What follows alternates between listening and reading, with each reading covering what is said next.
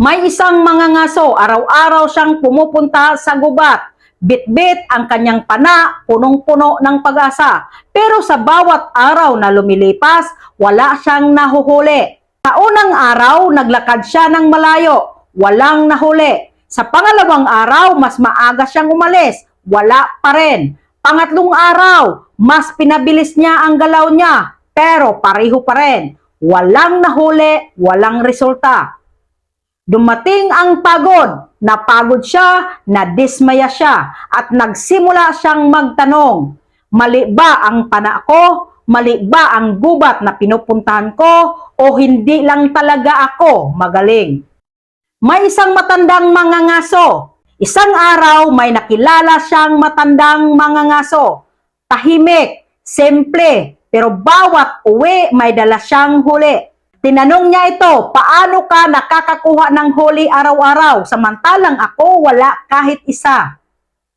Ngumiti ang matanda at sinabi, hindi ka mahina, mali lang ang ginagawa mo.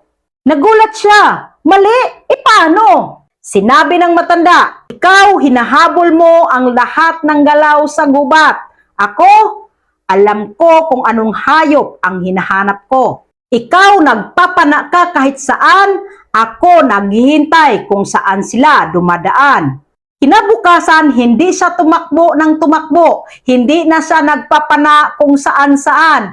Pinili niya lang ang isang target, inaral niya ang galaw nito, naghintay siya, at sa unang pagkakataon, may nahuli siya. Ngayon, kung ikaw ay content creator, ikaw ba yung mga ngaso na post ng post kahit saan, sabay-sabay ang content, walang target audience, malabo, o ikaw ba yung may malinaw na target, may strategy, may direksyon?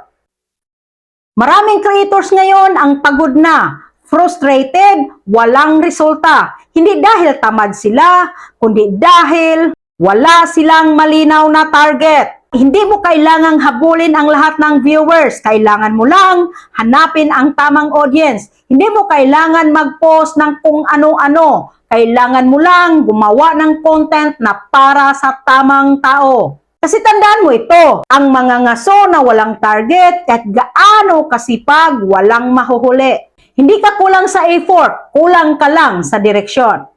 Agree ka ba? Paki-comment mo and see you in the comment section.